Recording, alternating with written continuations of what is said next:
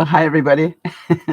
This is DearMamaSal, and we are live on a Friday afternoon, which means it's time for us to talk about coping with our feelings. And today, what I'm going to be talking about is our feelings about making decisions.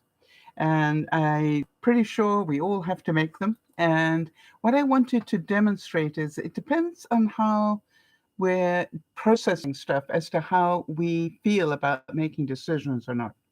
All right. And so for those of you who might be new, just so that you know, Dear Mama Sal is not just me. It's a group of people who get together 3 times a week to hold each other's hands as we go through life. You know, we have good days and bad days, and it's really important that we understand that this is, all part of life. So, um, our quotes today are going to be about obviously making decisions, and I would recommend that you follow us on Facebook and Twitter. And if you haven't done so already, please give the video a thumbs up if you hear anything that's of value to you, which you will, of course. And then also to make sure that you ring the bell so that we keep you informed of the broadcasts when they happen. Hi there, Jody. I'd like to introduce Jody. Jody is our admin, and she looks after me all during the week. Mark Twain said, good decisions come from experience, and experience comes from bad decisions. And I love that quote because I think, regardless of whether you're good at making decisions or not, it's important for you to remember. We all make bad decisions, but are they really bad decisions? And that's what I want to discuss with you. But before we get on to that, I'd just like to do our weekly check on birthdays and important days for our viewers. And yesterday, of course, it's Friday the 13th today when I am recording this. Yesterday, Nyasha saw her specialist, and I don't have an update for you yet, but maybe she will give us one. We've got Enoch and Elias, Autumn's twins. Their birthday's coming up on the 20th, I think. And then Erin's on the 26th. And then we've got Becca's at the end of the month. So if we missed your birthday or are about to miss it, please let us know so we can add you to the database. That's if you're a regular viewer and people will know of you. I have an anniversary date. Yesterday was 10 years of not smoking. Funny enough, I thought it was 10 years last year, but it's actually 10 years this year, yesterday. And that, to me, is a major milestone. It was obviously one of the best decisions I ever made, but I kept making that decision. I probably tried everything they ever came up with to quit smoking, and none of it ever worked. And it took a perfect storm, I think, of things going in the right direction for me to quit. I ended up, at a time in my life where I was a lot more settled. And then Benji and Judy bought the new house. And at the same time, Juliana had just been born, and I wanted to get down there to visit her. And that was the day I gave up smoking, January the 12th. It was really very, very exciting for me. And I have to be quite honest, I have not had so much as a puff since then, because I know that I'd be addicted all over again, and I just don't want to go there. So hi there, Charlotte. Good to see you. Our topic is about making decisions. And do any of you dread making decisions? Really not like it? And if so, tell me your feelings. What are your feelings about making decisions? What is it about making a decision that you don't like that feeling of? And how many of you maybe are good at making decisions? And if so, what's your process? So let's discuss that. Um, I want to tell you, if you're normal, which I'd like to think none of us want to be normal, but the famous expression, if you're normal. Um, when you have to make a tough decision, the chances are you feel a little overwhelmed. Do any of you feel that? Maybe even a little stressed or anxious? How many of you feel pressured? Yeah, Charlotte saying it's a gut feeling of uncomfortableness. Yes. Some of you get confused. You're overwhelmed to the extent that you don't know which way to think next. And suddenly you feel very tired. All of the above. Yes, Jody, I agree. And so that's why I wanted you to know that is perfectly okay. Join the rest of the world. I want to tell you that there are not many people in my lifetime that I've met that would do anything but tell you that for a split second they all feel the same. Jody's saying, I get a feeling that icy water is running through in my veins. Yes, but what is underneath that? What causes that, Jody? What is the feeling? You know, when I say the feeling, it's like, what is the fear? Is there a fear about making a decision? Yeah, it is fear, right? So 9 times out of 10, we are inclined to have the same fear. Ah, Charlotte's saying feelings are signals, so pay attention. Absolutely. So what I want you to understand is fear is a warning. It is there to give you a heads up. This is a major decision. And do you make a um, do you go into fear about whether you brush your teeth or not? No, because it's part of your routine. So that decision you don't even think about. Do you go into fear about whether or not you should blink your eyes? No, it's your body makes that decision for you. So those decisions, some of the decisions are minor to us. So I think about that, and it's really important. So here are some things that they say about how to make good decisions. All right. First of all, don't let the stress get the better of you. How many of you have ever been in a situation where somebody tries to pressurize you into making a decision? I want to tell you that's a dirty, great red flag for me. Anybody who tries to pressure me into making a decision. I will just literally, if I'm face to face with somebody, I will literally put up my hand and say, stop. This is my decision to make, and I choose not to do it on your timeline. That's how I get myself away from that stress. I know I need time to think things through. It's not that I'm slow or that I can't make. I've had people say, "Oh, you mean you can't make a decision?" Whoa, that's nice judgment. No, I can make a perfectly good decision as long as I've had time to think it through.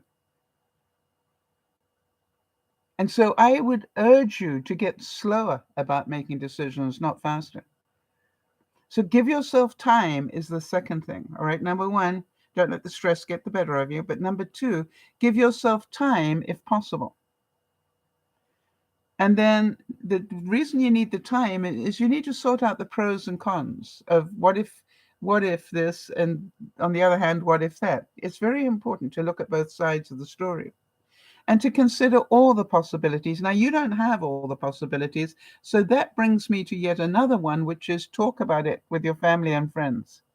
You've got a major decision that you're going to make. It's not that you have to do what they suggest. It's about make sure you've got all the input that you can. Ah, interesting. Charlotte saying intent behind decision is the most important decision you can make. Yes. So some decisions are emotional driven, right? And so therefore, I will not make a decision when I'm angry. I will not make a decision when I'm stressed, if I can possibly help it. Why? I know I don't make the best decisions when my emotions are in control. And I think that's the thing I'd like to suggest that you put in your brain. Am I calm enough to make this decision? The same reason they say if ever you've been in a situation where you've had a bereavement, don't make any decisions about buying or selling your house or doing anything like that for a year. Why? Because your mind isn't in the right place. All right, your mind is grieving, and therefore you might not make the best decisions. The other thing is, how many of you know? Um, how many of our family and friends want us to make the decision they would make? Doesn't mean it's the right decision for you, is it? How many of you have had that happen where everybody's saying, well, you should do X, Y, and Z. And I say to people, no, I should not do it. I don't believe in should. It's a guilt word. But here's the thing. Thank you for the information. That's a bit of information I needed to process. But what I am going to do is what is right for me, not what you think is correct for me. And it's a really important thing to be able to say to people. Because, and here's another quote, sometimes it's the smallest decision that can change your life forever. And you might have examples of that. Charlotte saying being rational is another decision. Yes, I decide not to make this decision in a hurry. I also like to keep notes. What about you guys? If it's an important decision, I like to keep notes of where my thought process was. And then I ask myself, okay, who do I know that would have more information about this? And I will phone or text that person and say, look, I've got to make this decision. What do you think? Any recommendations? Now, it's not that I have to do what they say. Just remember that. But I keep notes on that. This is what so-and-so said. This is what so-and-so said. So I don't forget what their input was. Doesn't mean I have to do it. And by the way, sometimes I need to go through that process twice or even more. I need to keep going through it until I feel I've got enough information and I've processed it enough to make the right decision for me. So decision making can cause a multitude of feelings. Depending on the severity of the decision. These days, I don't mind telling you, I was out and about yesterday, and Mickey D's was in the mall where I was shopping, and the little kid in me goes, "How about some fries, Sal?" And I nearly turned around and went in that direction, but I made the decision not to have all that sodium. And I felt good about making that decision. But I can remember a time when I didn't know how to say no to myself. So sometimes that decision can be an easy one. But how about this one? For some people, they have to make the decision, should I eat healthily today or should I eat at McDonald's? And because of their budget, it's a no-brainer for them because eating healthily is so much more expensive. True? And I seriously believe until we address that problem, the majority of people will not eat more healthily. So if you're in a very tight budget, you make very different decisions. Of course, some of you are on very tight budgets and still choose to eat healthily. That must be so difficult to juggle that pricing around. I would like to say that seeing how we look at food is a major decision. Was for me. Took me many years to see food in a different way. And it also took me until somebody gave me a bit of logic that made perfect sense. And if you've been a regular viewer, you will know that logic is something I heard from Benji one day when I was visiting him. And he said, Sal, just remember, eat the rainbow. Eat the rainbow. The more colors you have, the healthier the food is that you're eating. And so that was such a simple mantra.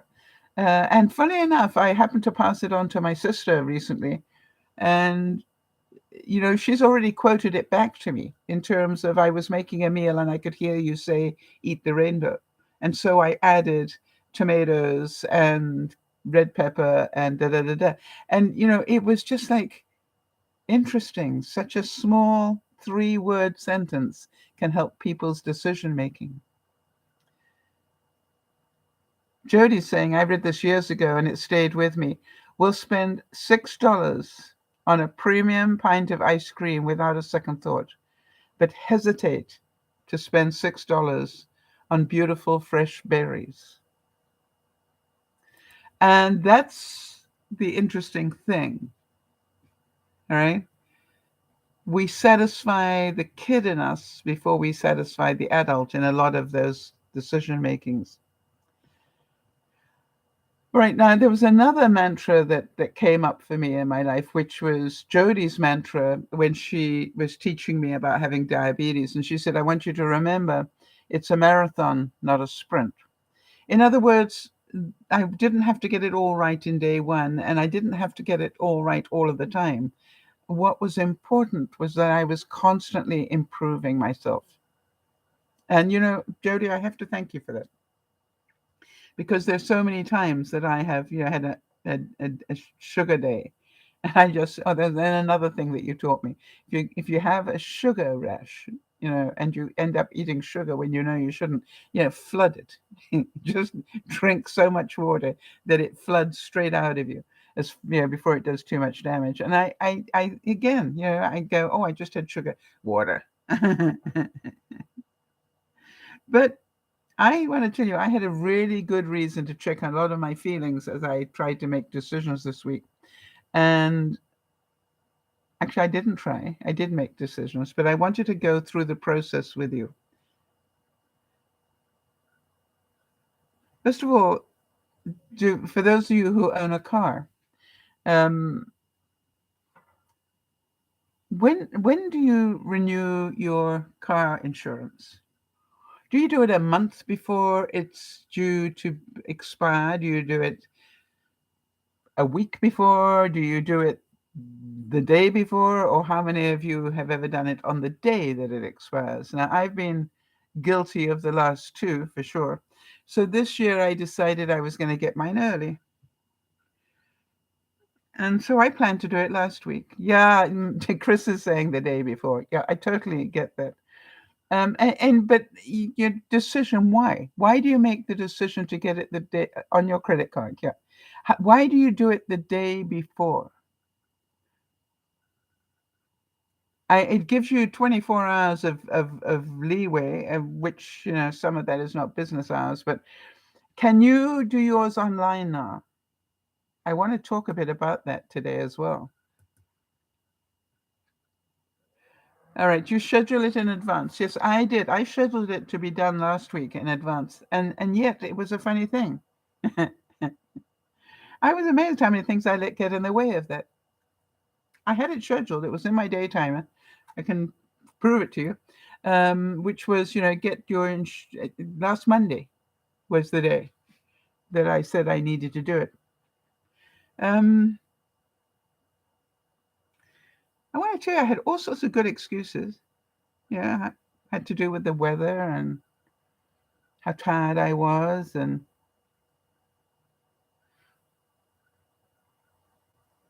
know that feeling. What excuses do you give rather than go and get your insurance done? I had a amazing amount of excuses for some reason that I didn't understand. So, does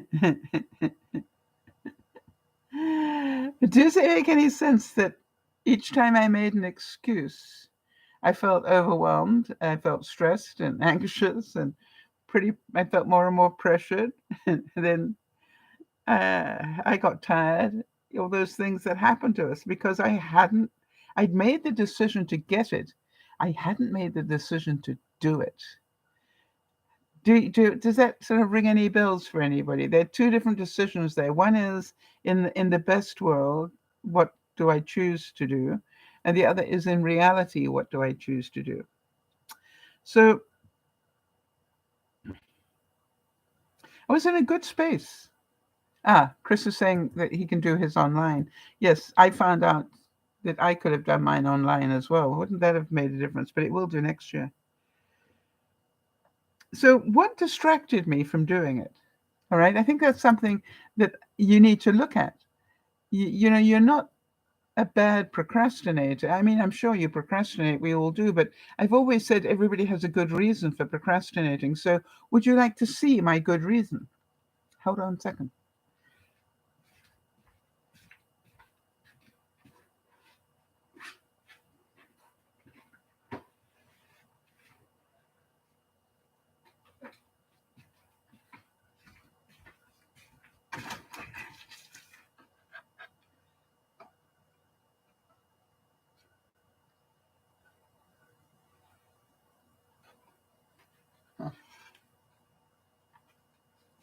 praying I can do that so you can see it. How do you like those little houses?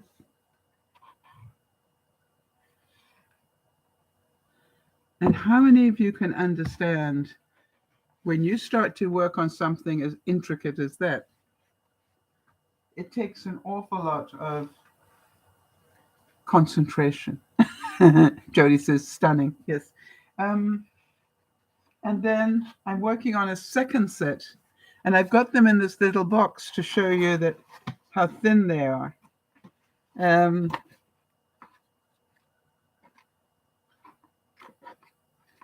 on a second.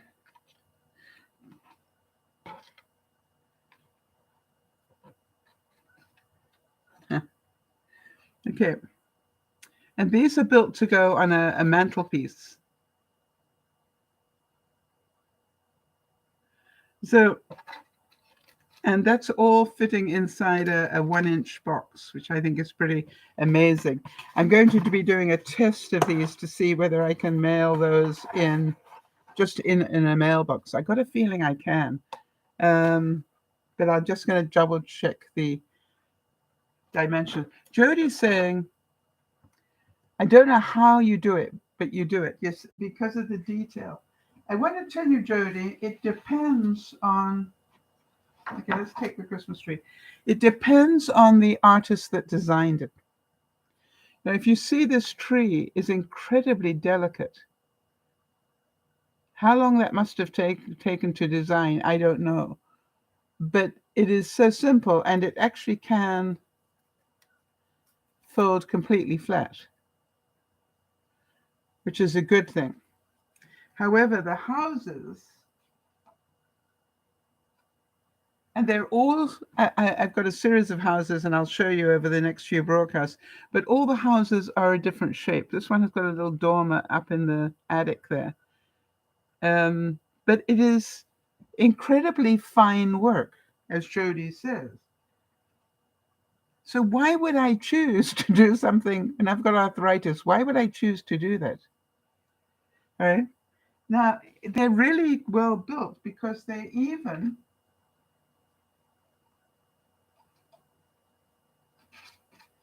have bases that got holes in them so that if you don't want to use a tea light, you could put a tea light on here and then put the house on top. But if you choose to use a string of fairy lights, you've got a hole that you can bring the lights up through the base. Clever. Jody's saying that she believes that making the houses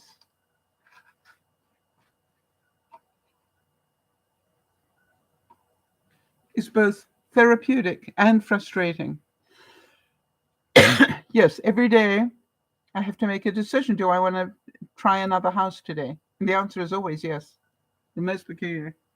Given a choice between going to do my car insurance, which is not an erotic experience for me, between doing my car insurance or testing another house and learning how to put it together. Bit of a no-brainer. How many of you remember last week I was giving you some information from my craft room, and that had to do about something being on the right mat at the right pressure and everything else. I thought I'd give you a visual of that. This is an Easter card I'm working on. And this is what happens if, I wonder if you can see the fine detail there. Can you see all, this is if you don't have the right mat or the right setting. Can you see how much weeding I would have to do? Okay. Now let me show you the difference. Okay. This is on the correct mat at the correct setting. And here's what happens. When I go to pull it off, it leaves everything on the mat. And there is nothing left for me to do. That is very important, right? So the question now becomes, do I spend 2 hours trying to weed that? And by the way, I got two of them looking like that. Or do I just go, it didn't work well enough, ditch it? I would probably do the obvious,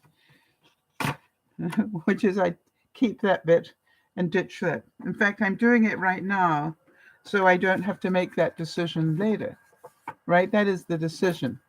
Why would I waste 2 hours doing that? I can print 4 of them in the time. And I can print 4 of them that will come off beautifully like this. So this will be, some of you saw this card last week, but it will have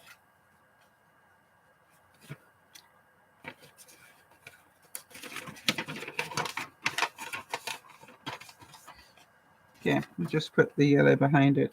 But it, yeah, the white behind it, right? But it will have a white insert so that the Easter egg will jump out. But here's a good decision. Use the right mat.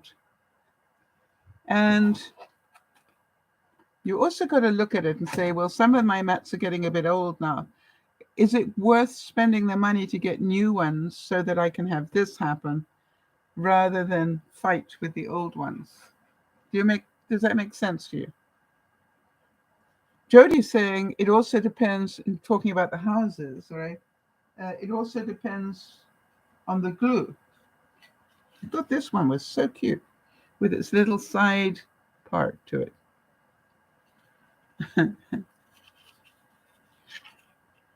It just was a really cute little house. But imagine trying to put all those bits together and glue it correctly and make sure it's square. Mind blowing. But wait, there's more.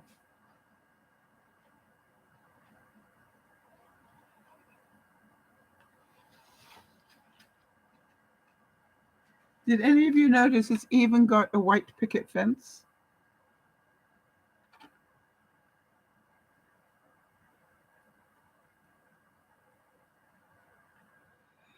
Now, the detail in that is just mind-blowing to me. So as you can probably hear, I get as much fascination out of asking myself, how long did that take for the artist to make that?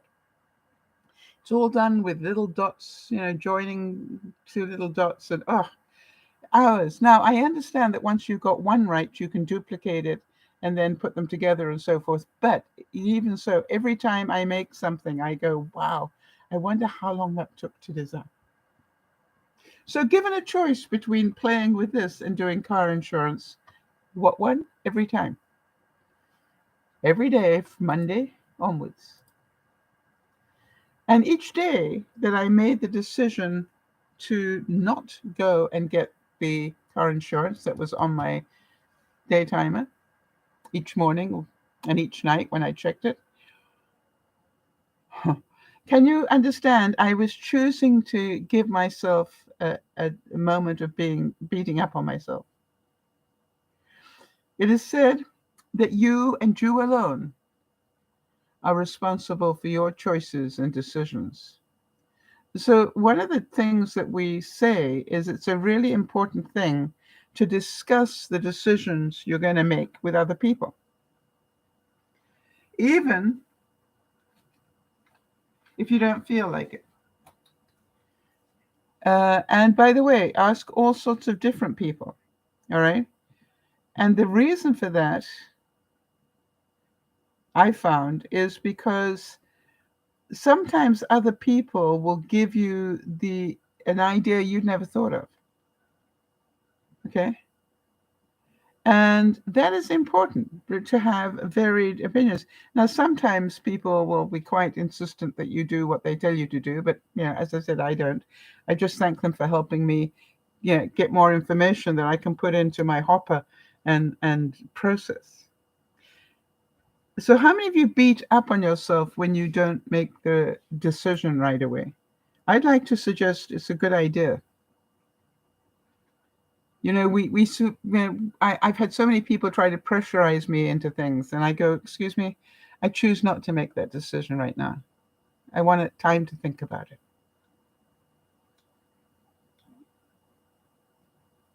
A special forces guy said, the biggest thing I learned from being in the special forces is the decision-making process and also the willingness to not give up. You need to have a certain mindset, and it's called a positive mindset. How many decisions do we make every day?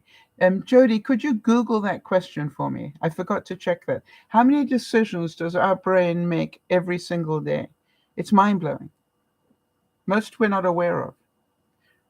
I much made a decision to just take some more coffee. Didn't have to process it. But it's absolutely mind-blowing how many times we have to make a decision in a day. And so therefore, you will remember when I heard I had cancer and I needed a mastectomy, my first thing I said is, okay, give me 5 minutes to think about that. All right. Even then, very important. Take the time. All right. Thanks, Jody. She does a great job at doing this. It's estimated that the average adult, see average again, makes about 35,000 remotely conscious decisions every day. Each decision, of course, carries certain consequences with it that are both good and bad. You can say that my decision to get up this morning was a good idea if I wanted to do a broadcast. Did I have to? No, not really, if you think about it. So, as you can see, each day that I procrastinated about getting my insurance done, I was actually choosing to feel badly about myself because I wasn't doing what's on my list. I was doing what I felt like doing. So I want you to think about that. Is that okay? I also had a card for the family of my one neighbor that died last week, and I hadn't delivered that. And I had it sitting on my table waiting to go to them for at least 3 or 4 days. And I sort of understood that part of my reason for that was I didn't know what I was going to say to them if they came to the door. I intended to just leave it stuck in the door. But what if they opened the door? What if they saw me walking up the driveway? What would I say to them? There's nothing you can say, right? And so I used the same excuses, the weather, and I was too tired, I wasn't feeling well enough, whatever it was. It was amazing how those excuses kept coming back. However, it is also said by Tony Robbins, it is in your moments of decision that your destiny is shaped. So the fact that I wasn't making the decision was an old pattern. And I think that old pattern was what felt so bad. I didn't like that pattern. I thought I'd got past that.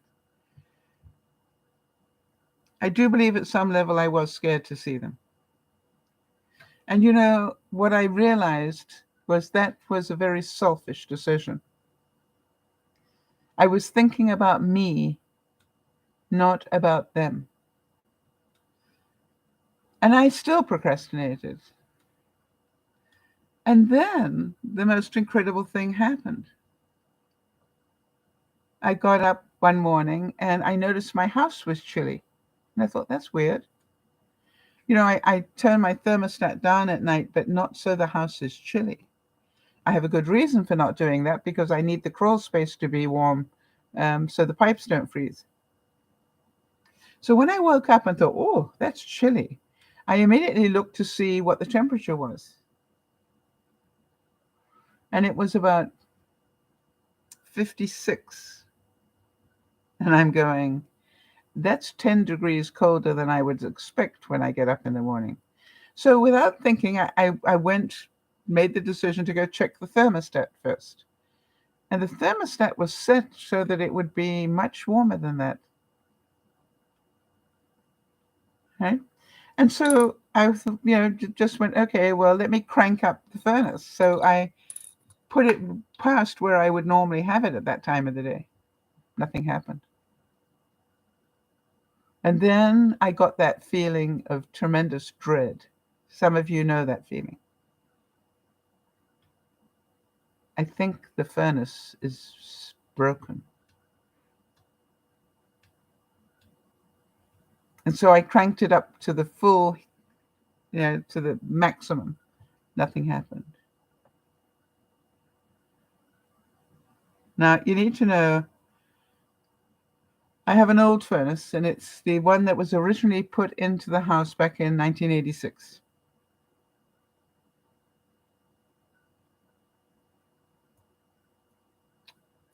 So,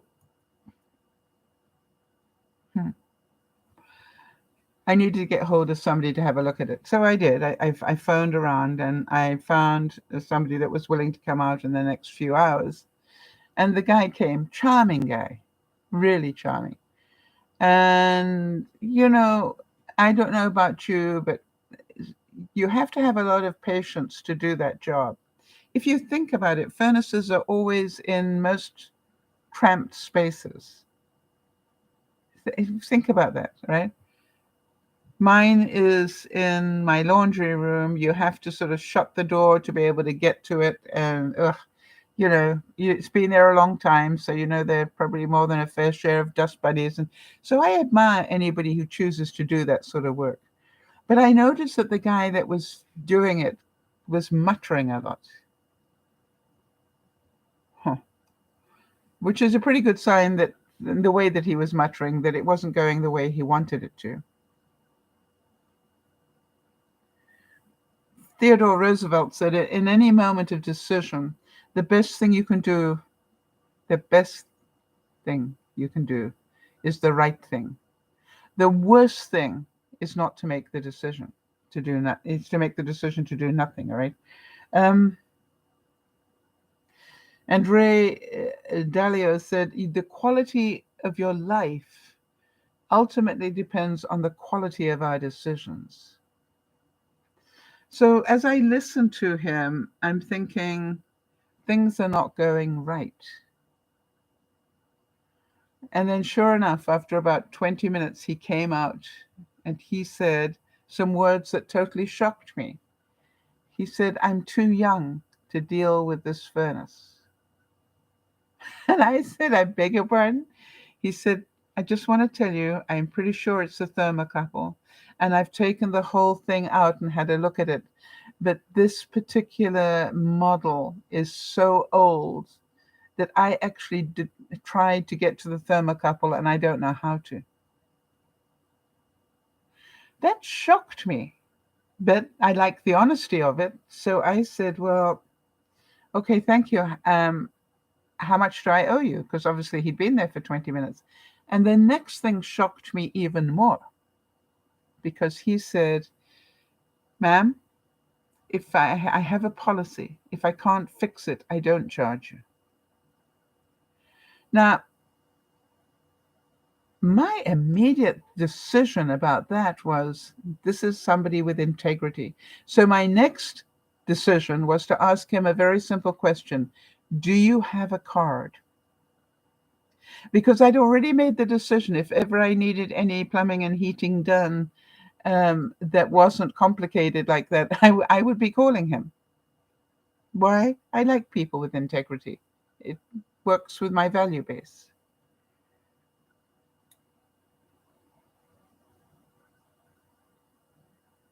I made the decision that he was a good human. What about you?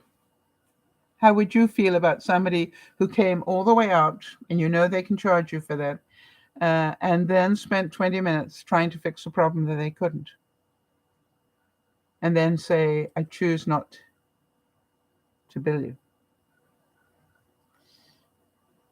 I was pretty impressed. I don't mind telling you. And there are not many people like that around anymore. Yeah, Jody's saying the first thing I felt was integrity. Yeah. And that would always, so I have his name up on my fridge now, and I'm ready to deal with him again. On the other hand, when some of you heard the words, my furnace stopped working, what were your feelings and thoughts? when you heard that? And some of you may have thought, oh gosh, no, and it's winter. And I don't mind telling you, I used roughly the same words. Probably the second word wasn't gosh, it was something else. Um, yeah, Jody's saying she would use a few short words. Yes, that's exactly what I did as well. But then I started to think about it. You see, here's the whole thing. Ask yourself the simple questions. Am I the first person in the world to have a furnace go out? No. Do I have any means of warming up my house other than the furnace? Yes. I needed to get to that point. And what are your options? Well, I have a gas fireplace that, quite honestly, it could heat most of the house, but it won't heat the bedroom end enough to keep the pipes from freezing. So then the next decision is what is the temperature forecast for the next few weeks? And I'm pleased to tell you we're not expecting -10 or anything. And then I wanted to know what's it like in the center of the house. So I know that fireplace can keep this area, the kitchen, the dining room, the living room, and the study in front of the fireplace obviously is very cozy. All that it can keep. It does a pretty good job, funnily enough, of even heating up the passageway, the hallway to my craft room. However, my craft room has a big patio sliding door in it, so a lot of cold air gets against there and drops because cold air drops. So it gets nasty on my feet uh, in there. So I went, okay. So you've got a heater under your desk just for that very reason, to top it up. So you don't have to top up the whole house. You just can top up where you're sitting. And so I cranked up. It's an oil-fired heater that was under my desk. So I, turned that quite a bit up so that it could heat the middle of the house. I'm sure that makes sense. And it took me another hour before I started to laugh. And why was I laughing? Because the librarian in my head sent me a visual of that oil-fired heater sitting next to my freezer. Yeah, my freezer is here and the oil-fired heater is right next to it here. I'm thinking, which is fine if it's just topping up a little bit of heat, but to have it going full blast, all systems go, as hot as it can go, next to the freezer, no, not a good idea. So it did give me a laugh.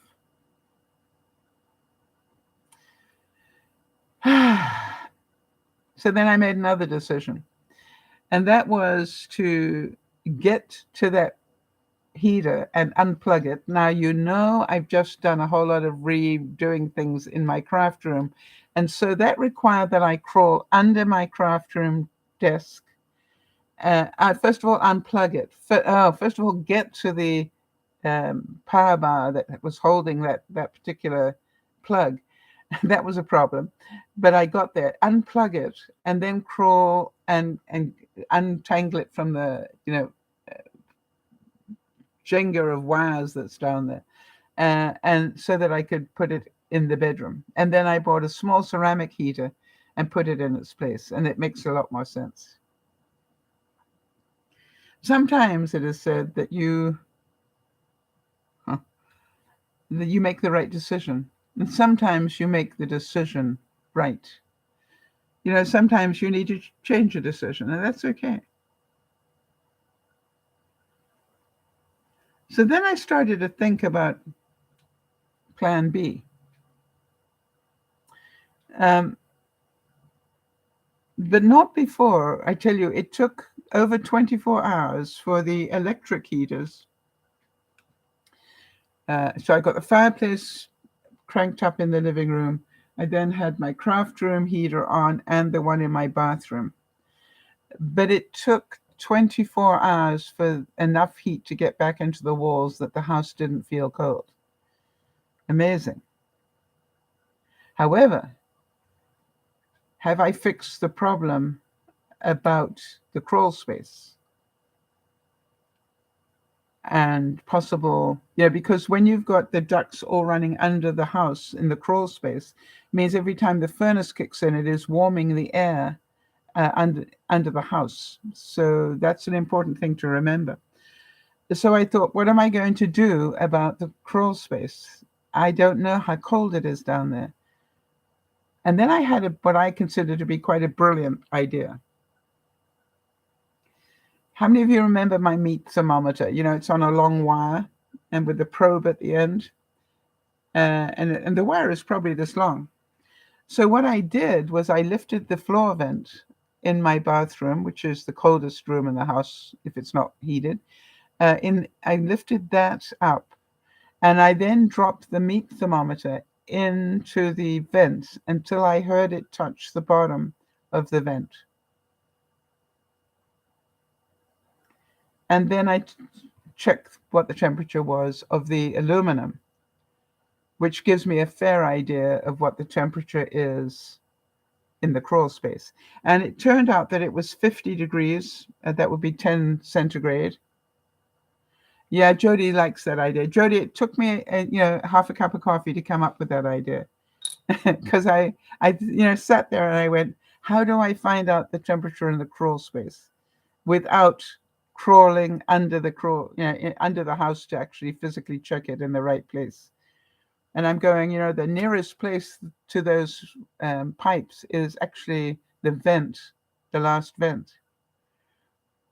And so then I thought, now then, what can I do? And what I did was I lifted that vent and left it open so that the warm air from the bathroom could then go down into the vent. What do you think about that for an idea? And so far, it's lifted it 2 degrees. And it'll be interesting to see if it continues to lift it or not. So then yesterday I got up and I sat down in my usual place and my cup of coffee,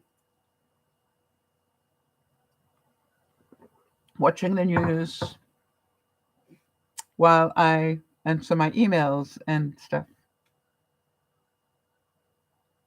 No internet. None. No streaming. Can't answer emails. Something is wrong with the internet. And I fought that one for a long time before I started to laugh. Because you all know that I don't believe in coincidences. And I sat there like this going, very funny. I guess today is the day I go and get my car insurance. Because I can't play in the confetti corner because I need the internet to get to my programs. I can't procrastinate doing things on my computer because I can't.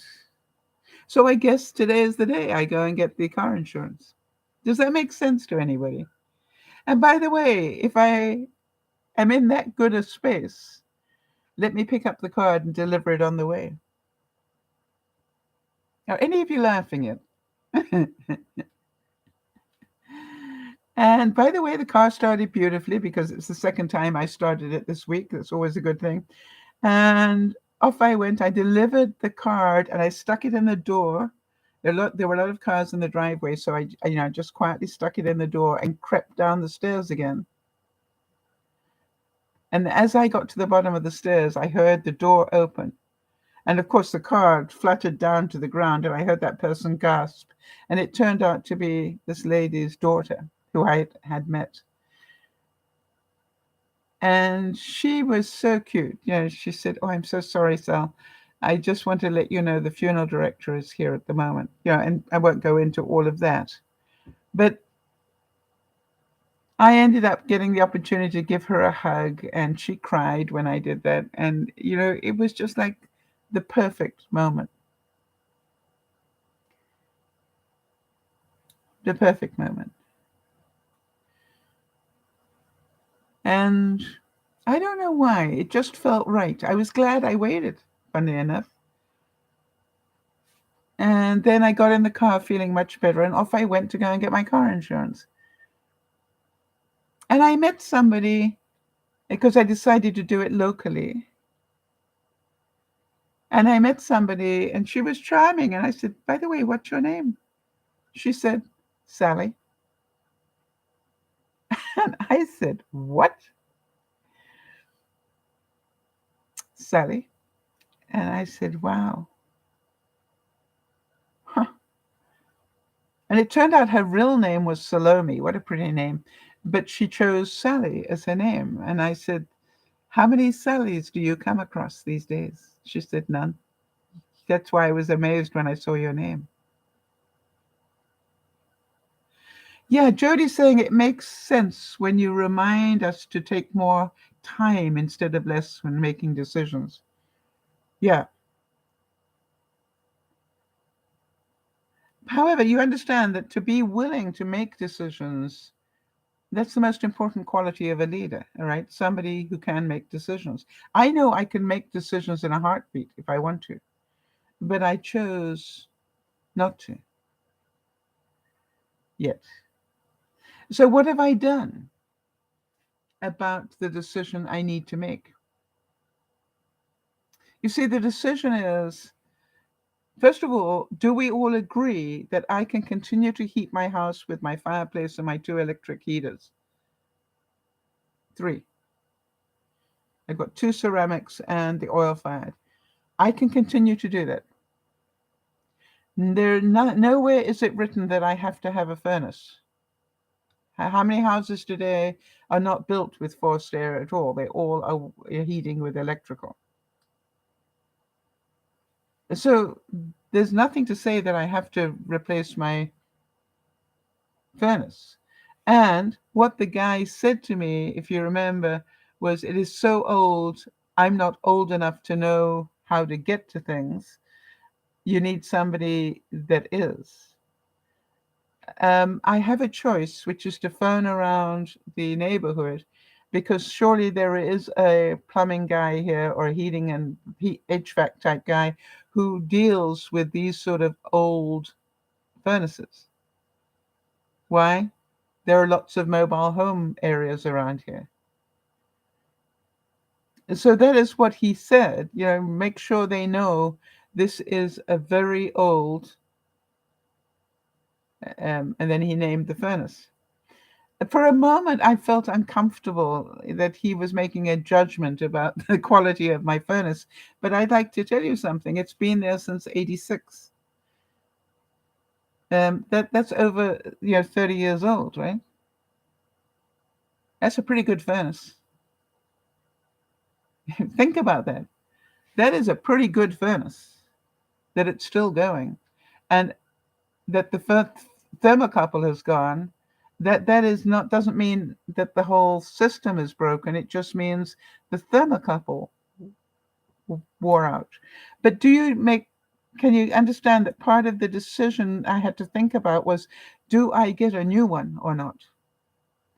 Do I replace it with a new one? And how much will it cost me to find the guy that knows how to change the thermocouple, and then find out that it breaks down anyway? So there's part of me that goes, I'm sure you can see that maybe it's worth getting a new one. And so that's what I started to talk to people that I know have that sort of mentality, that are not people that just instantly make those sort of decisions. And I spoke to the first one, who was Wade, and he actually works in Home Depot. So from that perspective, it was a good place to go because I know he has knowledge of these things. And I said, do I need to replace this? Or do I just need to find the guy that can change the thermocouple? And he said to me, "Sal, if it's not broke, don't fix it." I mean, in other words, don't buy a new one unless the whole thing is shot. If it's just a thermocouple, and he said to me, he just quickly did the math, and he said, it may cost you up to $500 to change the thermocouple. By the time you've got the guys cost for getting there and the part and da da da da. Then the trick is I need to find the guy. Does that make sense? So now I've got more knowledge. Remember, I've slowed down the process so that I could get more information. So now I know that when I phone places, I say, I'm living in a mobile home that contains this make of furnace, and it's the original one. It was put in 1986. The furnace appears to work beautifully, but right now it's not working, and I believe the reason is that the thermocouple may have died. Do you have anybody who can change a thermocouple on this particular brand of furnace? That's what the guy said to me. Make sure that they know what brand of furnace it is so they know what they're dealing with. How about this one? It was said that decisions become easier when your will to please God outweighs your will to please the world. So I want to go back and ask you, um, was it wrong?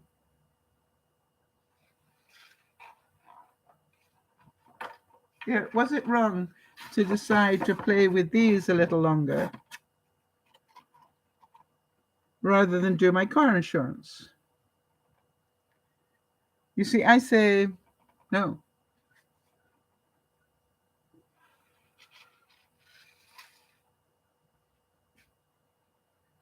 It wasn't critical, vital that I get the car insurance that day. I have still got a couple of days leeway. Where are we now? Yeah, I've got 2 more days until it needs to be done. But here's something else I wanted to say to you. Um, I didn't know that we don't use tags anymore. Apparently, that came in May.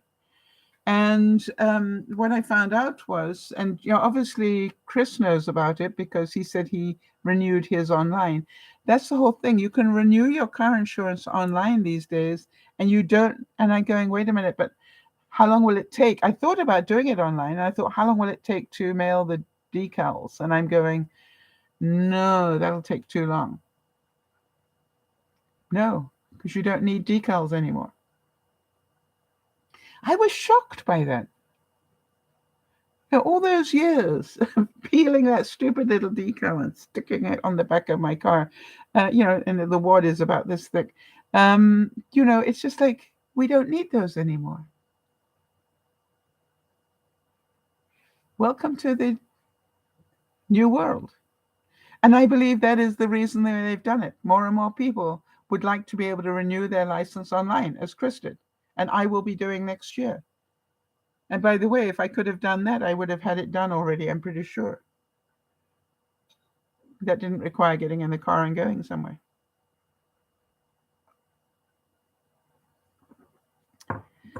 So think about this. Sometimes making the wrong decision is the right decision. I was beating up on myself for procrastinating so hard on going to get that done. And yet it turned out it was the perfect time. It all went very easily, and I thoroughly enjoyed meeting Sally. And made sure that I kept her card as well so that I could deal with her again if I wanted to. But now I have to make a decision next year. Do I want to go back and see Sally again because she was so delightful and we had such fun chit-chatting? Or do I just do it online? And then, because I was out and about, I was in the same mall where my pharmacy is. And they always say whenever I come in, they start to laugh. Well, I went in and guess what? They were all pretty serious. And I said, by the way, I believe that it might be possible for me to renew again, another bit of technology improvement. I might be able to renew my medications without having to go to the doctor. Is that true? And then the pharmacist, who was really busy, it's my favorite one, was really busy. But I noticed that she took a break and came over to talk, have a look at my file. And she looked at it and said, yes, we can renew it. So that's a again, what a perfect day to go. So I could find that because that was the day. She only works there 2 days a week. If I had gone earlier in the week, I wouldn't have seen her. And by the way, by the time we finished talking, she was almost crying with laughter. And I, first of all, I said something that made her smile. And I said, "How nice to see you smile today." And then before I left, something else happened, and I said something to her, and she burst out laughing. And I went, "There, now I can go." That's what I came to do, make sure you guys were laughing.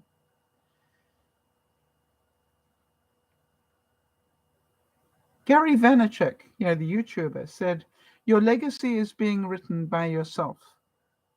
Make the right decisions." But you remember we started with the quote from Mark Twain that said the only way you can make the right decisions is to make the wrong ones and learn from that. I had some of part of my life I spent helping people prepare for interviews. I'm not interested in the technical side, whatever they're applying for. That's not what I'm interested in. I'm interested in making sure they do a good interview, that they are a good candidate at the interview, and that they know how to relax, that they know how to word things that make them sound, the perfect person for this job. That's what I do with young people. And so I had a client this week. And the interesting thing was, I said to him, "Yeah, could you give me three of types of questions?" And I asked this in advance, three types of questions that you feel uncomfortable with. And he did. And then when I got on the call with him, because we were on a messenger call, when I got on the call with him, I said, "I'd like an example of each of those three, because I want to totally understand how that question sounds to you." And he was good enough to give me three examples. And then we spent the next hour and a bit working on techniques and ideas and so forth. But the way that I closed the interview, or the counseling session with him, was I said, "Wait, before we go, I'd like to ask you three more questions. Is that okay?" And he said, "Sure." Yeah. And I started with the first one. And as soon as he heard it, he started to smile because he realized what I was doing. And he just said, "Well, I'm glad you asked me that question because," and had this great conversation. Didn't sound like he was a record that had rehearsed this answer 16 ways to Sunday. He actually was engaging as a human being, and his body language was there, and his voice tone was great. And I just literally was stunned. And the good news was that he had recorded the video, the conversation. And I said, "When you have times, hear the difference between when you started and now." And then I said, "Let me move to the next question." And I asked the second question, same thing.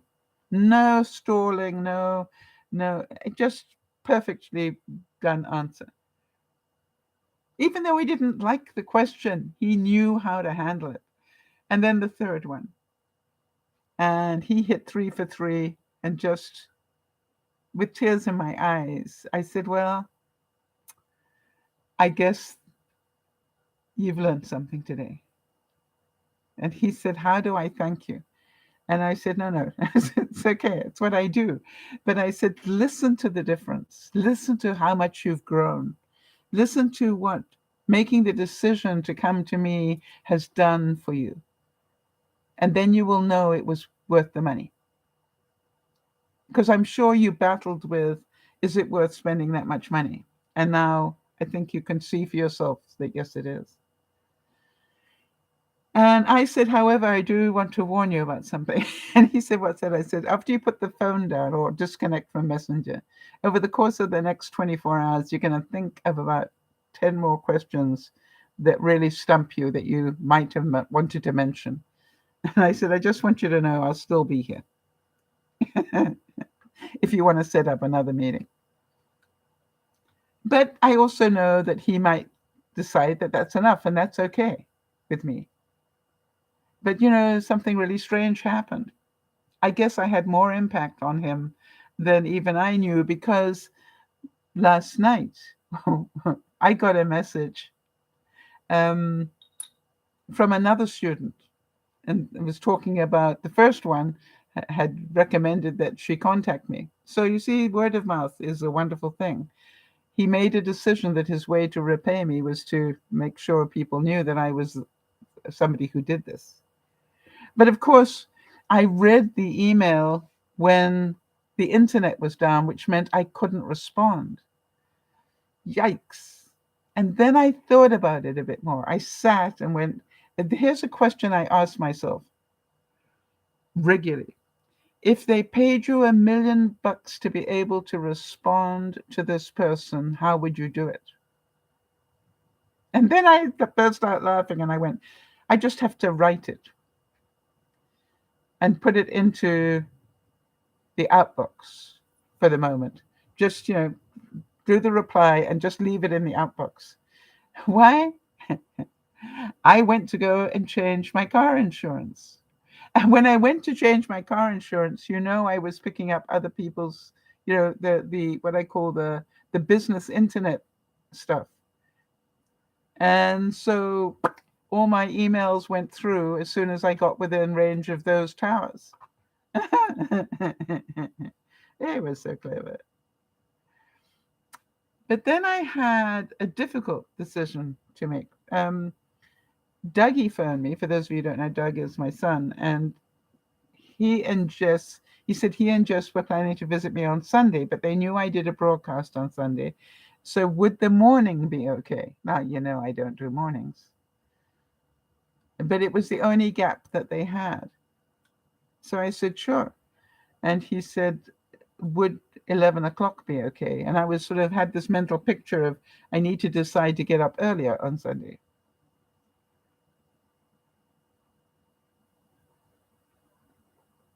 That was a decision I was happy to make. But then I heard that Jess would need to leave. They were going to come in two different cars because Jess was going to need to leave sort of within the hour or so. And that broke my heart to only have such a short amount of time with her. But then I remembered that I will have much more time with her at the end of the month, 29th, I think. If it's a Monday, hold on a second. Where am I? 23rd. On the 23rd, I have to go back to the cancer clinic or to a new cancer clinic for them to discuss my progress.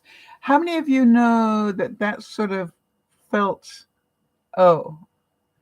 it was a reminder that I'm not over it yet, regardless of the fact that the results said it didn't get to the lymph nodes, whatever. I am still a cancer patient. And so can you imagine that there was part of me that when she said, I just want to confirm your appointment for the 23rd. And I said, did we make one? Well, no, we've got it slotted in that we're going to see you on the 23rd. And I said, well, okay, so what you're phoning about then is to find out, am I available? I don't know about you. It sort of got up my nose that they presume that you're going to be available. And then I remembered another quote, which says, be selective in your battles. Don't make every problem a war. And then I laughed and said, well, good job is that, yeah, luckily I can see you then. But, I also let Jess know, because Jess is insistent that she goes to these appointments with me. She takes time off to do that. Amazing.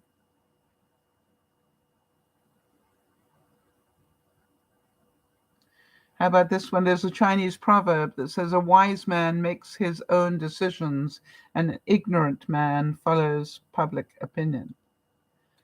Again, remember when you ask for people's opinions about what you might want to do, make sure they know, thank you for your opinion on that one. That's just what I wanted so that I could weigh things up. I might not go that route, but thank you for giving me that input.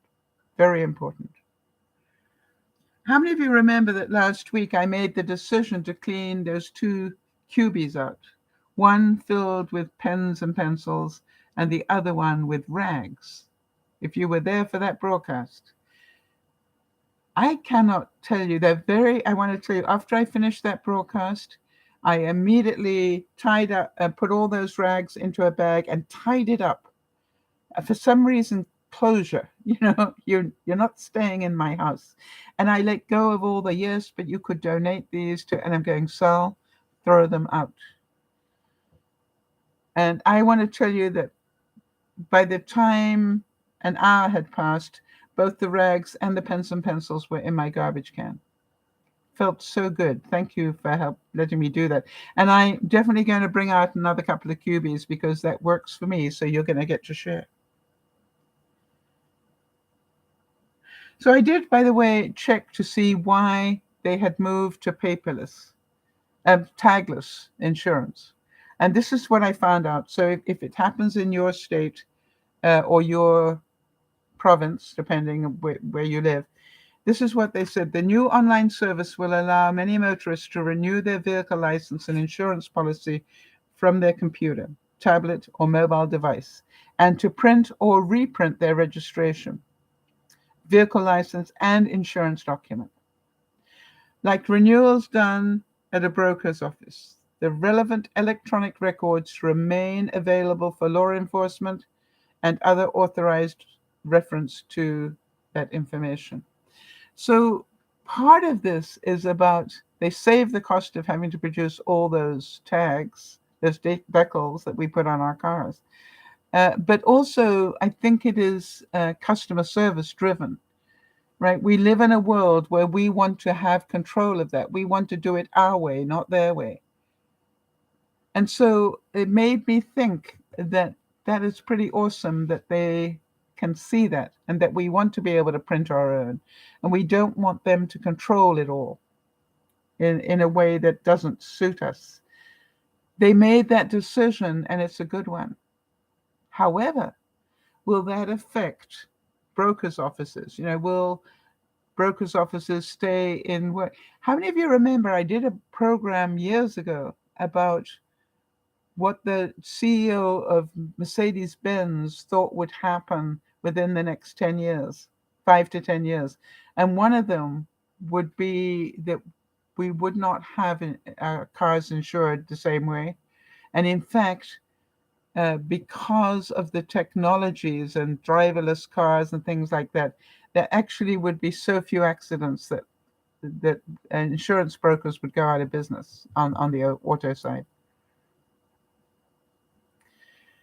It is said, and I'm not sure by whom, that decisions are the hardest thing to make, especially when it's a choice between where you should be and where you want to be. So how many of you understand that I want to be in a place where I know my furnace is okay for the rest of the winter?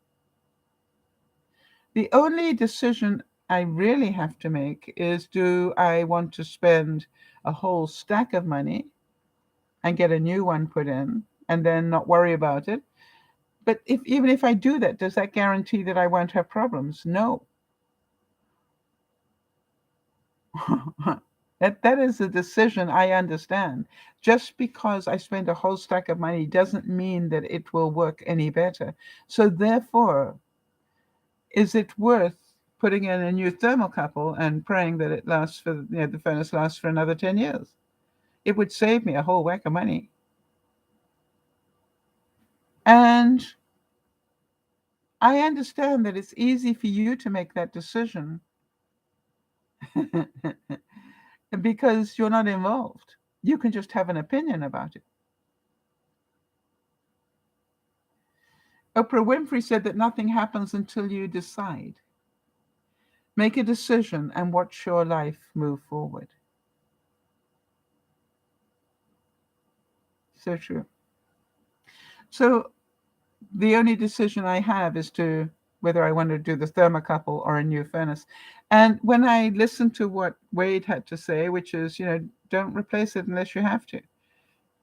He reckons I can get that thermocouple done for about $500 by the time you've counted it all in, where it'll cost me multiple thousands to get a new furnace put in. However, as we said, that decision doesn't mean that the furnace will last for another 10 years.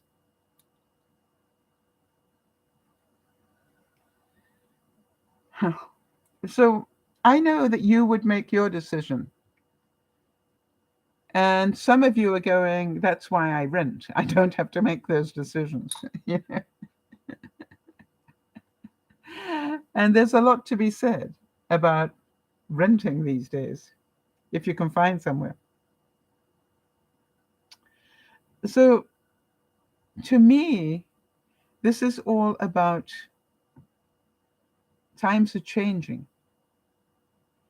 And the way in which times are changing is fascinating. It's making our decision making very different. All right? It's making our decision making very different because we're making decisions today that we have not had to make before. I now have to decide my new thing to put into my daytimer for next January, early January, is do I want to go and chat to a human or not? Or do I just want to quickly do it online and use my ink in my printer? Makes sense. Things are changing. Will that make it better? I don't know.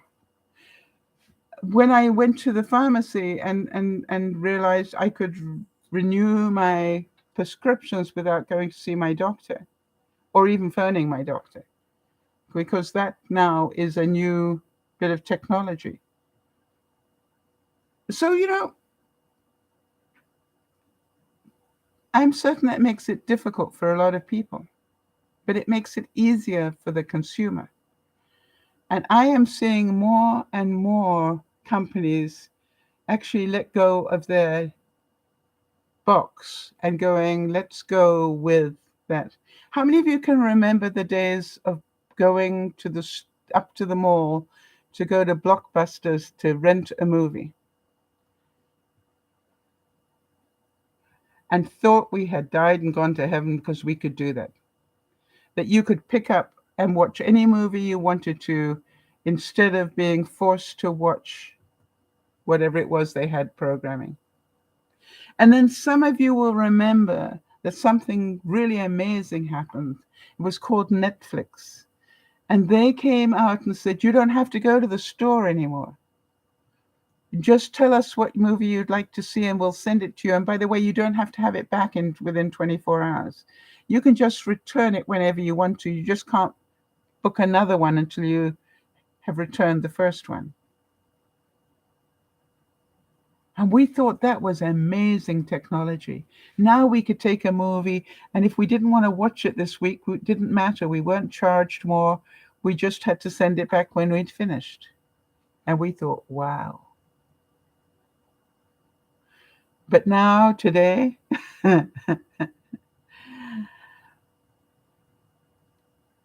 how many of you know the decision as to what we want to watch is the most amazing decision ever now?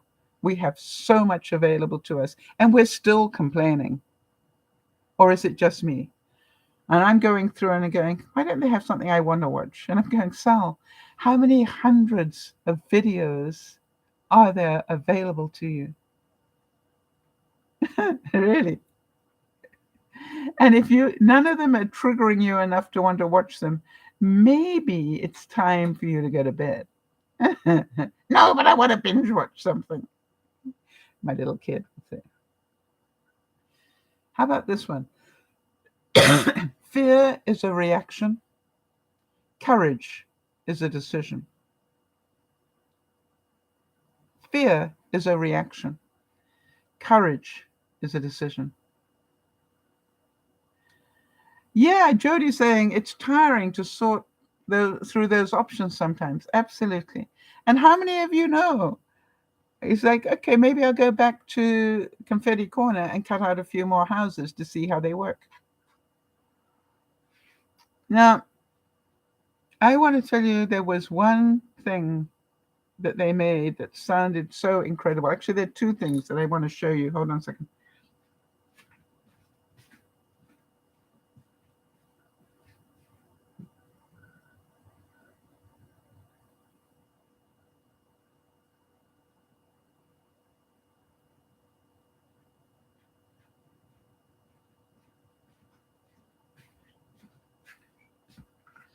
The first one was this.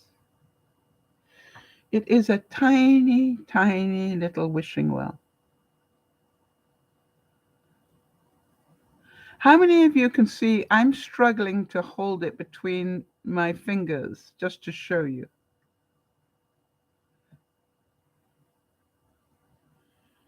Now imagine that flat. Imagine the little bucket, which you probably could see. The little bucket. Can you imagine me trying to make the little bucket?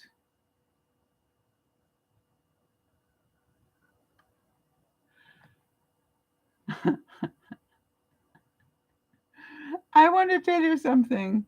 It took me, and look, at the size of it. What should I put it next to that makes it relevant? Hold on. My mouse, my computer mouse. Here's my computer mouse, and here is the wishing well.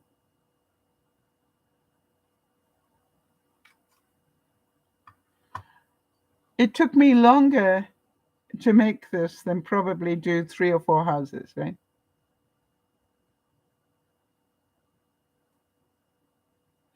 And Jody's asking me, of all the things that I'm making, is this the tiniest one? I hope so.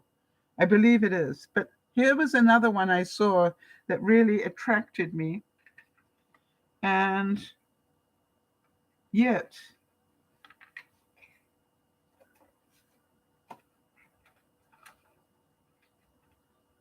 I was stunned when it was finished, when I put it together. How do you like this one? A windmill.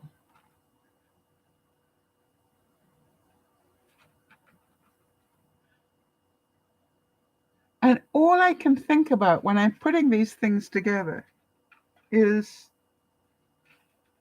if it's this difficult to put together, what must it have been like to make it?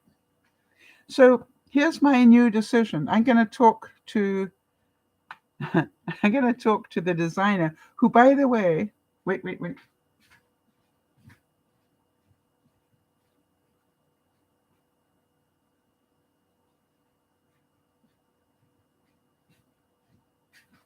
Is the same designer of the zigzag house.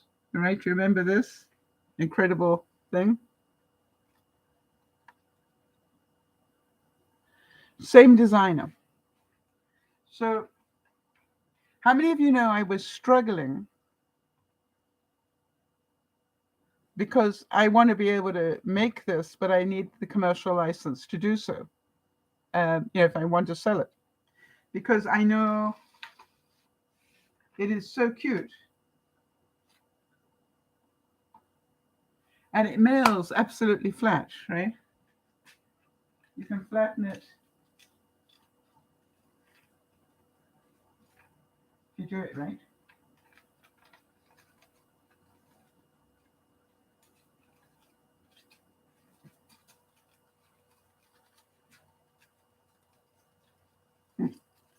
You get the idea, though. You can flatten it, and it'll go into a regular size 10 envelope, right? And so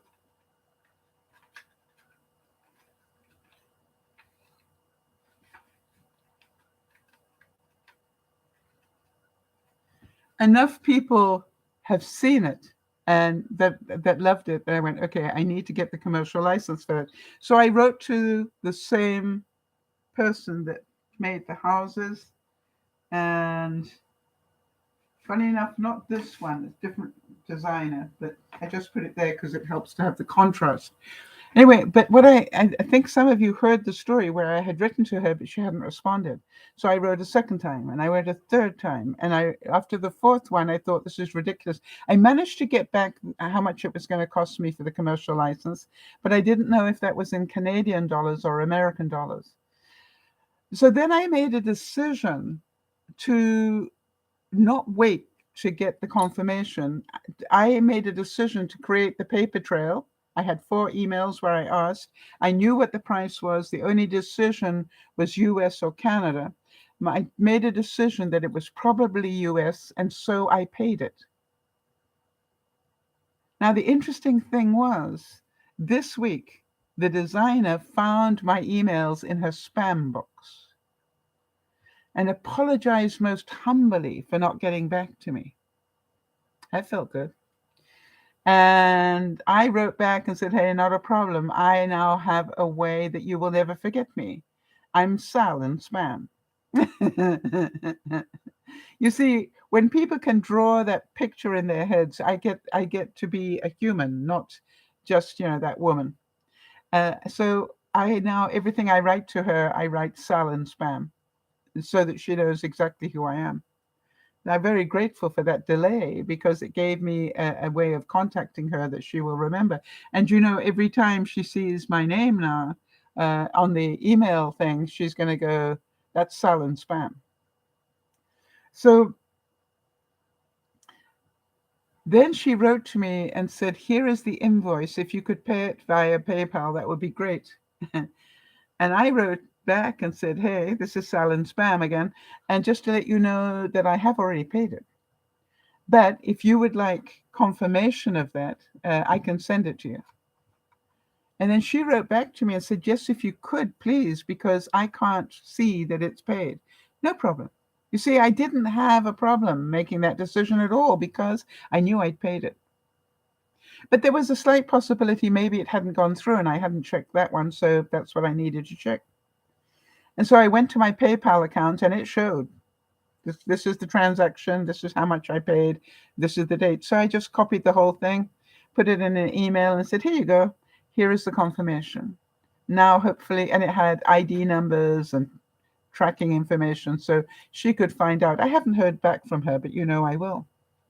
So then I wrote to her again, because I am now a person to be reckoned with, and said, I want the commercial license for all of those houses as one license. And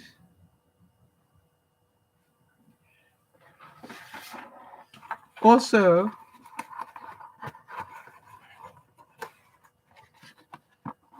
the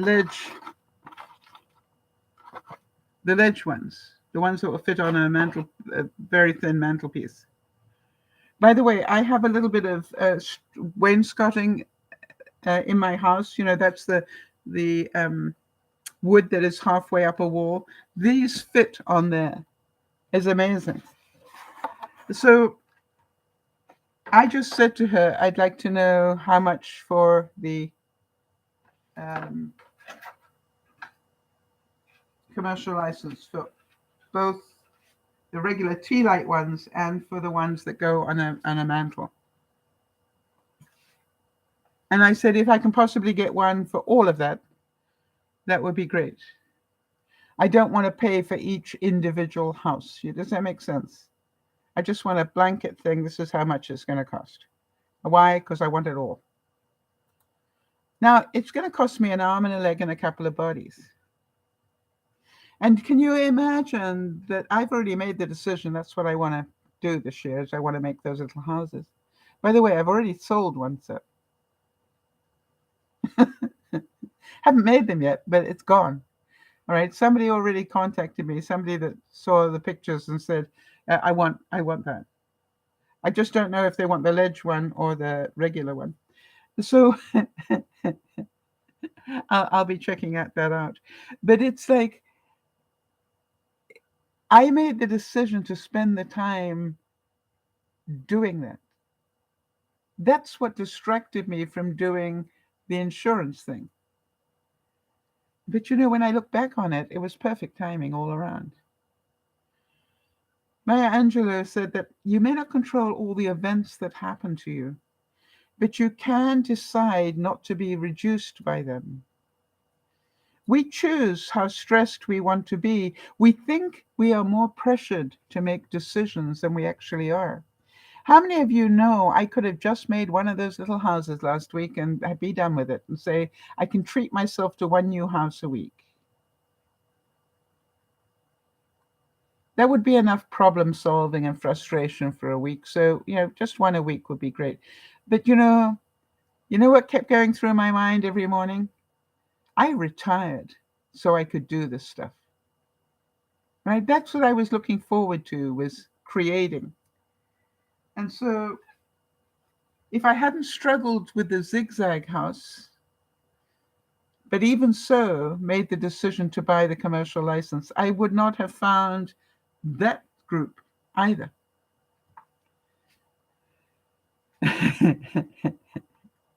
And so now I'm building this village. Can I show you? Yeah. And I'll show you the other bits in future weeks, but I want to show you what it looks like when they're all together. Here we go. Don't know if you can see this, but look at the whole village. It's not the whole village yet. I haven't finished, but it's quite a bit of it. And it includes, the different levels that you can put them at and so forth. Fascinating. It's like, and then there's part of me that goes, why are you doing this? This very fine work of the, I'm going, if anybody orders that wishing well, I'm dead. Yeah, like this. And I had glue everywhere. But here's something that was interesting to me. Because I had glue everywhere, by the time it finished, the glue on the wishing well looked like stucco. I'm going, I struggled hard to create that effect. But doesn't it look cute?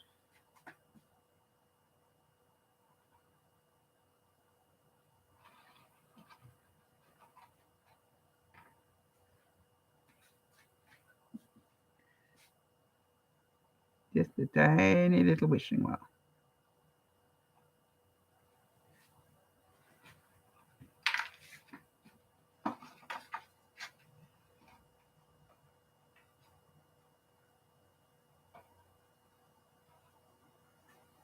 So I want to go back over this decision making.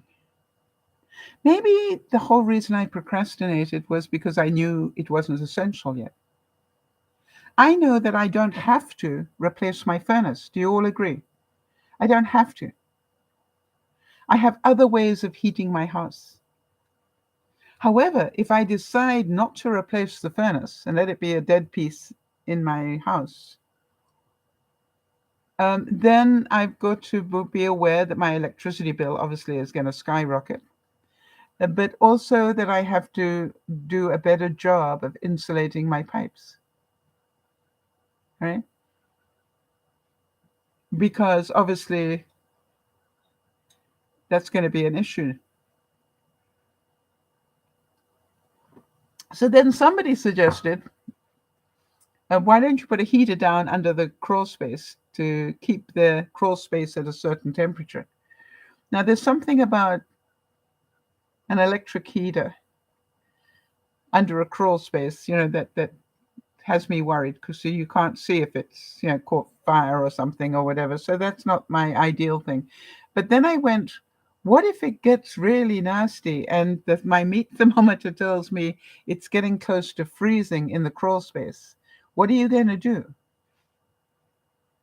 I've thought that one through, don't you, Jody? So let's see if you can come up with any ideas.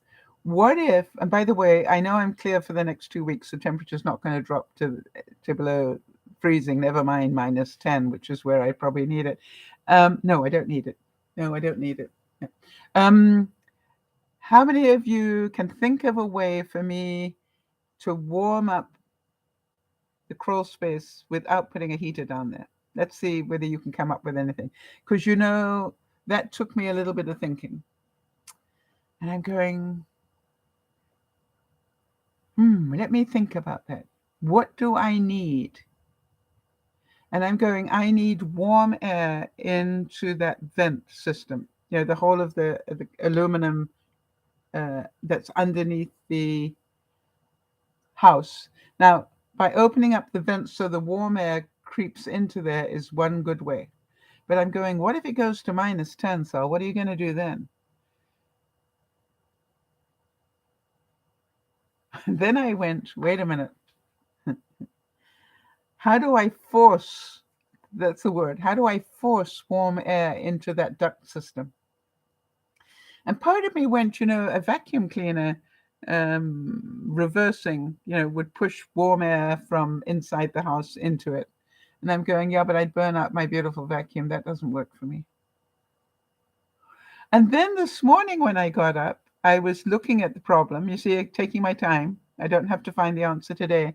So I'd taken my time and I was looking at the problem today, and then I saw a new vision. And my ceramic heaters, have got fans behind them that push the air out. And I'm going, instead of the fan sitting on my countertop blasting air into my bathroom like that, could I put the fan like this over the duct system to force that hot air into the ducts? Why not? Not that I want to, but could I warm up the crawl space by doing that?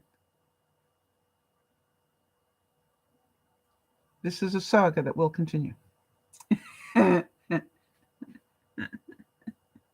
You will hear how that experiment works. And for those of you who've been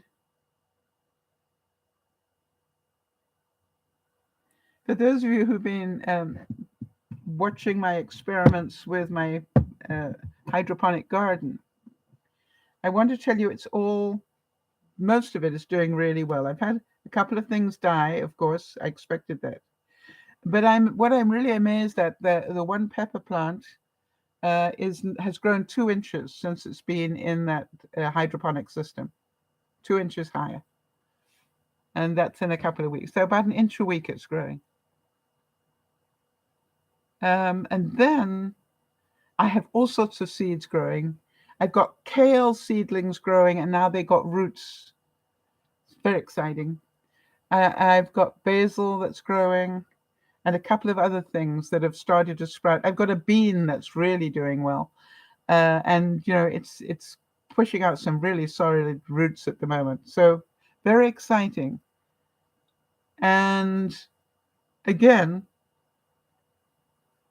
probably cheaper to go and buy the vegetables, but you know something? Not nearly as much fun. And when I finished with this experiment, how many of you saw the joy I had eating that tomato I had grown hydroponically? It had never been near anything other than water. And I did it in my greenhouse window here over the fall. And by last week, I think it was, right, that I ate the tomato. I want to tell you, that's the best tasting tomato I've ever had. Just because I grew it in water. And it tasted wonderful. So now, how many of you know it is my goal this year? My goal this year is to grow lettuce, because I've had a major problem growing lettuce. But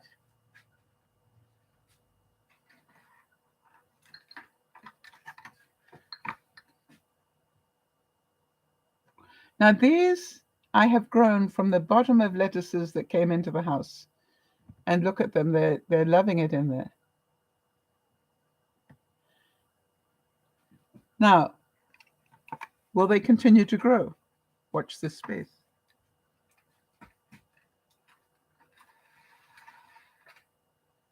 However,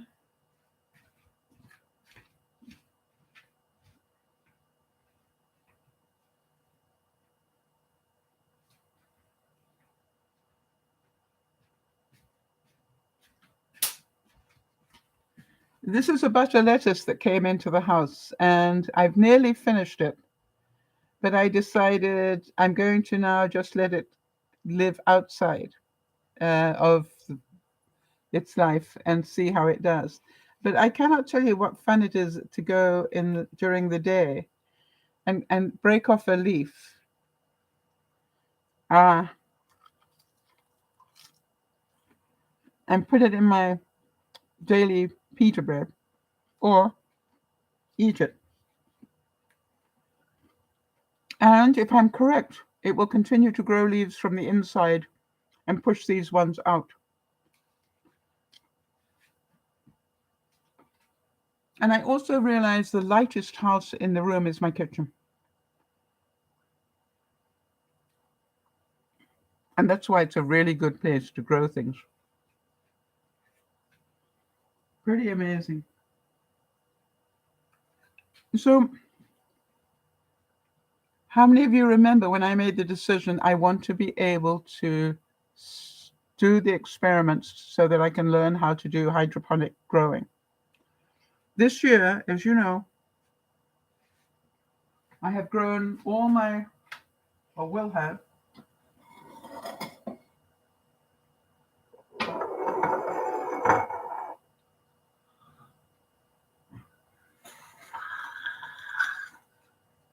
grown all my impatiens ready for the spring or late spring from cuttings from the plants I had last year. Now, I went to the spare bedroom where I also had some cuttings going, and one of them was really leggy. I mean, it was this big, leggy. And so I cut it, and I thought, I wonder if it will grow roots. Only one way to find out. This was just over a week ago that I put it in here. Look at the root system already. That's going to be a really big, impatient thing. Isn't that amazing, the root system in just about 10 days? It did that. Keep going. So I make a decision every day to keep playing. When I was talking to the order plan lady yesterday, she said, my God, I just had to double check your age. So I said, what? And she said, you're 75. And I said, yes. And she said, you don't look it, you don't sound it, there's nothing about you that reads 75. And so I said, really? She said, how do you do that? And I said, you do all the wrong things in life. And she said, what? I said, you smoke until you are 65. And then you eat Mars bars as a food group until you are 72. Oh, not 72. No, 69. And I went through all the list of all the things I've done wrong in my life. And yet, I said, oh, and I spent nearly 20 years in the African sun without sunscreen. So, my face should look like leather. And I went through all this list and I said, if you do all of those things and keep your sense of humor, you too can look like this at 75. It's like, totally. And she just loved it. And then I said, oh, by the way, I do put in 10,000 steps a day. By the way, can you understand that putting in that 10,000 steps a day was a major decision? And at the time, did I want to do it? No. But then I found something that made me want to do it. And now that I've been doing 10,000 steps a day, I actually feel guilty if I only do 6, because I've got broadcasts or people come and visit, and I miss the time. I beat up on myself if I only do 6 now. That's funny. That is funny to me, because I've made a decision to do 10, and I know what it takes. I can do 10,000 steps if I walk inside watching television for an hour. Now, I don't have to do the hour all at once, right? I can do 15 minutes in the morning, another 15 at lunchtime, 15 in about 5 o'clock, and another 15 at 11 o'clock. I actually prefer putting in half an hour at about 5 before I eat. That's my new thing. Let me do that before I eat. Or I do it after I eat, but it's always around food time. And then again at 11 o'clock, where I go, how many steps have I done? And I've got an hour to make up the rest. It works for me. So I'm putting in a lot more steps. And for that, I'm happy. Because it's not that I'm losing a whole stack of weight, but boy, do I know that my body is stronger than it was. My body is stronger. And for those of you who are wondering, with the mastectomy, we're coming up to, we're a month from the operation, right? Because I had it on 2 months. No, 2 months. I had it November 10, 12 or something. Yeah, so I'm 2 months now. How does it feel? Lopsided sometimes. But how does it really feel? Every now and then I get a slight twinge where another nerve thing is trying to work itself out. I am still numb under my armpit. So when I put on deodorant, I can really um, feel the cold, under this armpit. But I have to be really careful where I put this here because I can't feel where it is. I have to literally look at where I'm putting it because that's still pretty numb under there. I don't know how long that will take to correct itself. I might find out at the end of the month when I go. So I would like to say that if you can understand, I got letters stuck to the roof of my mouth for some reason.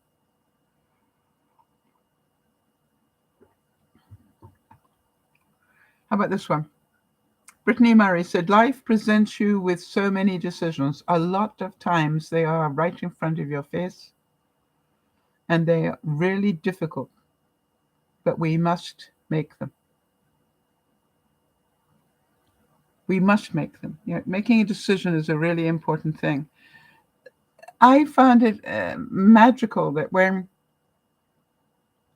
I wrote those emails, when I realized I could write the emails, I didn't have to send them, but they would be all ready. So if the internet came on overnight, they would get sent. That was a major decision that I'm happy I made. And then when the internet still wasn't working the next morning, I went, I just need to go out and find a signal somewhere. I know I will. If they paid me $1 million, I'd find a way. And that's why I love that question I ask of myself. Because it takes out a lot of I can't do anything because I don't have internet.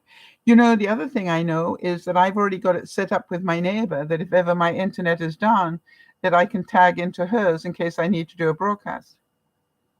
Did I do it? No, I didn't need to. I knew that I could do what I needed to do without doing that. Now, how about this? How many of you make a decision and then second guess yourself? Oh, I shouldn't have done that. Buyer's remorse. When I make the decision whether to do the thermocouple or a new furnace, actually I made that decision. I'm gonna spend Monday trying to find a technician who knows this particular furnace, and if I can find that, then that's what I'm going to do. Knowing that it might not last forever, but knowing that it's definitely an okay thing to do as far as somebody who knows what they're talking about. And then, of course, I start worrying, and some of you will relate to this because my water heater is the same age. Well-made stuff in those days. Yeah, Jody is saying that she second guesses decisions sometimes. What I've always said, Jody, is we will make the best decision we can based on the knowledge we have that day. Which is why I like to delay it, because I want to make sure I've got more knowledge. Not that I necessarily am going to take different steps. I might spend a week thinking about it and still make the same decision. But what I've done is I've looked at all sides of it. And then once I've made the decision, that's it. Once I made the decision, it's a good decision. There's no guarantee that my furnace will not work for another 20 years. All I need is a new thermocouple. People say to me all the time, why do I still drive my car? It's a late 1998, I think, or 99 car. And people say to me, why don't you change your car? And I say, why should I? I make the decision every year not to do that. You know why? And because it costs me far less to just fix it. And every now and then I'll get a bill to fix something. It'll be $1,000. But you know something? For the rest of the time, it goes on fumes. All right, it's been an incredibly useful car. And I certainly didn't expect it to live this long, and it has. And I've long since paid for itself. Now, here's another thing. Have you ever had a decision and you just can't make it? You know, you can hear that I'm very far down the line of replacing that thermocouple. But what if I had done a couple of days of brainstorming and thinking about it, and I still can't make the decision whether to get a new one or replace it? The interesting thing is, the longer you vacillate, you sort of do this with it, the longer you do that, the more likely it is that the answer is no. Interesting. It's just a fact. And again, from Anthony Robbins, he said, your life changes the moment you make a new, congruent, and committed decision. In other words, once you have made it, commit to it. It's the best decision you can make at the time. Have no regrets about it. Have no regrets about the decision. If you can honestly say, I waited it out, I didn't make a rash decision, I just waited it out and then made the decision that worked for me at the time.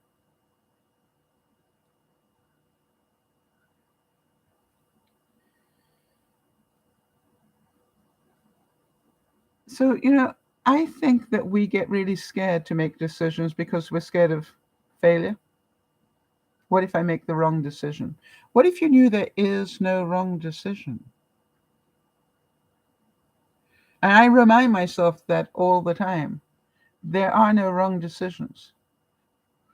You know, if I have a lifestyle that allows me to procrastinate for 3 days and still get my car insurance done and still be 2 days ahead, I think that's making some pretty good decisions. All right.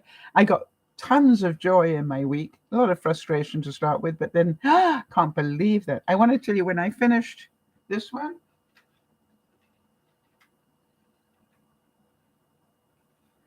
how many of you know when I finished that one, I just went, boy, that was worth every moment I spent putting it together.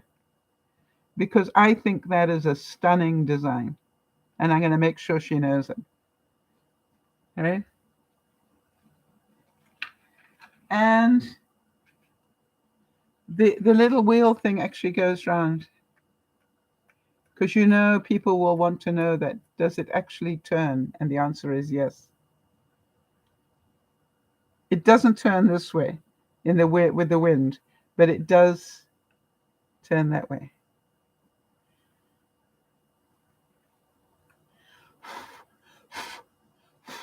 I'm going to try that. And the actual wind thing is held together with a pin. You see that?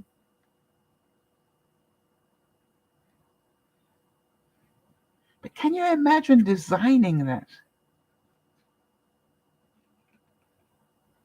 I know how difficult it is to design things. And boy, hours and hours and hours must have been spent getting that right.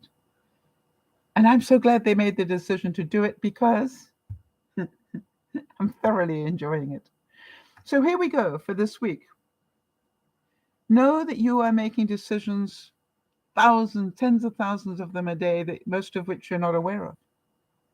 Yeah, Jody's saying it's a labor of love to design that. It's also a labor of love to make it. I'm pretty sure if I never sell another one, I will be so glad that I made it. Right? It's just like, I can make that. And so I look at it and go, it brings me joy. It's a good decision. Right? And you can imagine that when I cut it out, sometimes, they don't all come out perfectly like this. But that's all part of the experience. Okay, I did something wrong. I cut one thing out and it didn't come off the mat properly. And I'm going, wow, let me do that one again, because that's the first one not to come off properly. and look so incredibly. I don't know about you, there's something about the very clean cut lines, right? Everything is very clean cut. And this one, it didn't cut properly, and I'm thinking, whoa. And I said to myself, double check your settings, right? Because 9 times out of 10, it's my fault, not theirs. And so when I went to cut it again, I double checked all the settings, and I forgot to tell it to print it, to cut it twice, not once. Did it the second time, cutting twice, it came out beautifully. So even though you know the right things to do, sometimes you forget to make the right decision to double check things. How many of you know, it's a really good idea to get your car insurance, as early as you can. But most of us wait until the last day or the last week anyway. It's human nature. And next year I'm certain I'll be having the same sort of conversation. But also remember to plan for the fact that the printer can go down. Or the internet can go down. And so therefore give yourself some leeway. And then here I am. I'm all ready to go for another year. And I didn't have to put a decal on my car. That was so fun. And I got the car delivered, and I checked the mail, and I topped up. I ran the battery in my car enough that it's topped up. I look at it and I go, it was a perfect day. And then I finished the day by sitting, because I've learned now to binge watch and write the broadcasts. I know how to do that effectively now. So achievement, achievement, achievement. And look what I did for my brain. Right? Think about that. How much did my brain have to work to be able to get that? And I want to tell you, when I was making that wishing well, it looked like a heap of you-know-what.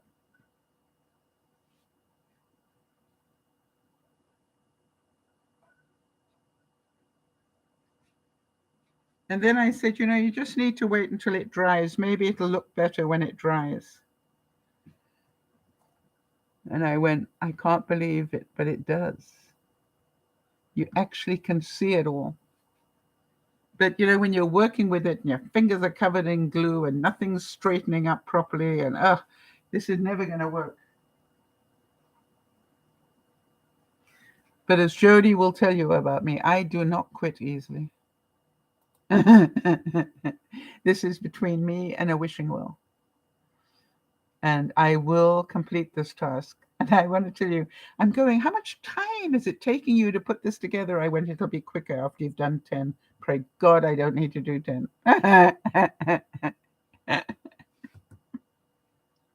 But I do know it'll be better. So there we go, people. We all make decisions and they're difficult. We all have the same reaction to making decisions. Perfectly normal. How long you waste in those negative feelings is up to you. I am feeling pretty confident that come Monday morning, I'm going to be phoning around to try and find an old fart plumber and HVAC type guy who works on houses like mine and knows about this particular furnace. I also know I've got a backup plan. When all else fails, I'll use electricity. You see, I'm pretty zen right now. I know what choices I have made, going to make, and I know what to do as a plan B. Yes, Jeannie's saying, she lost her husband last year on Thanksgiving, American Thanksgiving. And she said, I have had many decisions to make. Absolutely. And, you're making them at the worst possible time in your life, all right, when you're grieving. And so that is why they say, if wherever possible, delay the decisions you can until you've had enough time to think about them. But, you had to make decisions at that time, Jeannie, where you didn't have time to think about it. The decision had to be made. It was like with the fire, all right? The decisions had to be made right now. I would have preferred to make the decisions about changing the house colors the paint inside my house or the tile or whatever. I would have preferred to make those decisions after the pandemic lockdown was finished and I could get to a store and physically see the tiles and physically see the color with my naked eye.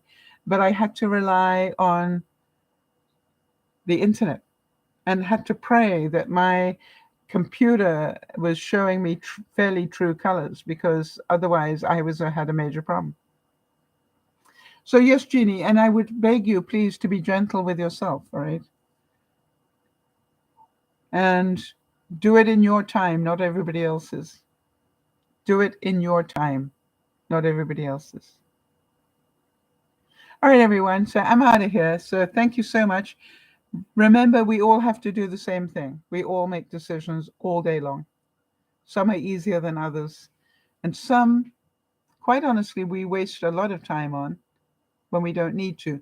But the main thing is spend enough time so you know you have made what they call, a knowledge-based decision. It is not just a gut reaction. However, if you're in a fire, you may need to make some instant decisions. And the chances are, if you practice making good decisions, then that'll be easier. All right. I always remember Jeannie saying, the number one thing when her house caught fire, where is the dog? Get Misty more out of the house. All right. So, those are natural things that you will do, and it's right. This is DearMamaSal saying, we'll see you this evening when we cook up some beef cubes. We'll see you then. Thanks for your help, Jody, and thanks everybody for being here. Hope it helped. Bye-bye for now.